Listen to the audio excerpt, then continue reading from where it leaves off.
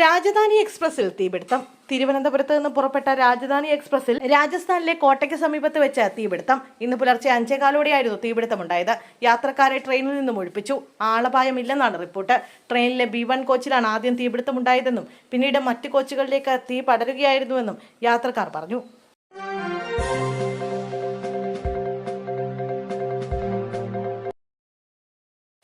ലീഗിനെതിരെ വീണ്ടും വെള്ളാപ്പള്ളി. യോഗനാഥം എഡിറ്റോറിയലിലാണ് രൂക്ഷ വിമർശനം.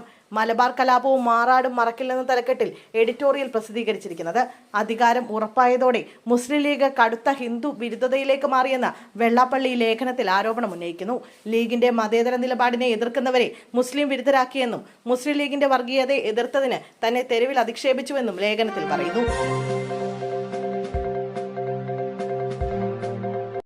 മുണ്ടക്കയ ചൂരൽമല ദുരന്തബാധിതർക്ക് സർക്കാർ ഒരുക്കുന്ന ടൗൺഷിപ്പിൽ ആദ്യം കുടുംബം ഇന്ന് താമസം ആരംഭിക്കും.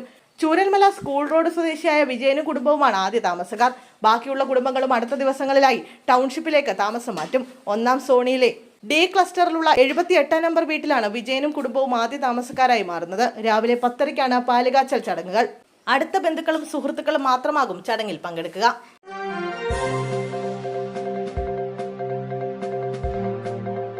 കാറിന് തീപിടിച്ച് ഗർഭിണി മരിച്ച സംഭവം ഷോർട്ട് സർക്യൂട്ട് അല്ലെന്ന് MVD. കോഴിക്കോട് കാറിന് തീപിടിച്ച് ഗർഭിണി മരിച്ച സംഭവത്തിൽ കാറിന് എങ്ങനെ തീപിടിച്ചുവെന്ന് കണ്ടെത്താനായില്ല. ഷോർട്ട് സർക്യൂട്ട് അല്ലെന്ന് മോട്ടോർ വാഹന വകുപ്പ് പരിശോധനയിൽ വ്യക്തമാക്കിയിട്ടുണ്ട്. വയറിങ്ങിന് തകരാർ കണ്ടെത്താനായില്ല. ഇന്ധന ടാങ്കിന് ചോർച്ചയില്ലെന്നുമാണ് കണ്ടെത്തൽ. കാറിന്റെ പിറകിൽ നിന്നാണ് തീ പടർന്നത്. കാരണം കണ്ടെത്താൻ പരിശോധന തുടരും. ഫോറൻസിക് സംഘത്തിന്റെ പരിശോധന തുടരുന്നു.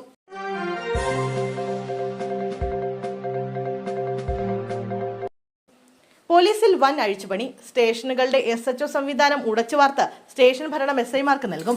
പകരം പഴയ സർക്കിൾ സംവിധാനം കൊണ്ടുവരാനാണ് തീരുമാനം. പ്രതിവർഷം 3000 FIR ഉള്ള സ്റ്റേഷനിൽ മാത്രം സ്റ്റേഷൻ ഹൗസ് ഓഫീസർ ഇൻസ്പെക്ടറായി തുടരും.